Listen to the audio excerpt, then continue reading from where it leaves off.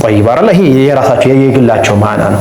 ሙዳፍ የሚባለው ነገር ደግሞ ሁለት ስሞችን የተለያዩ ስሞችን አንድ ላይ በማድረግ ሌላ ደግሞ አንድ ማዕና ወጥ የሆነ ማዕና ደግሞ እንዲሰጡልን ማድረግ። مثلا ለምሳሌ ባብ አለ፣ መስጂድ አለ። አሁን አረቦች ባብ ለራሱ የሆነ ማዕና ይሰጣል፣ መስጂድም የራሱ የሆነ ማዕና አለው።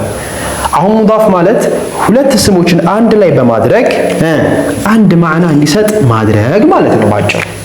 ምን ለምሳሌ ባብ አለ፣ መስጂድ አለ፣ ምን እለዋለሁ? ባብ አልመስጂድ፣ ባቡል መስጂድ፣ هذا ባቡል የመስጂዱ በር። አሁን የመስጂዱ በር የሚለው ማዕና አዲስ ነው። ለምን?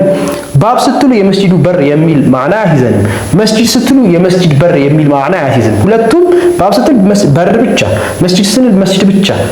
አንድ ላይ ስናደርገው ግን የመስጂዱ በር የሚለውን ማዕና አንድ ላይ ይዘናል ማለት ነው። ይሄ ነው ኢዳፋ ማለት። ሙዳፍ ብለን የምንጠራው ሁለት የተለያዩ ስሞችን አንድ ላይ በማድረግ ሌላ አዲስ ማዕና እንዲሰጥልን ማድረግ ማለት ነው።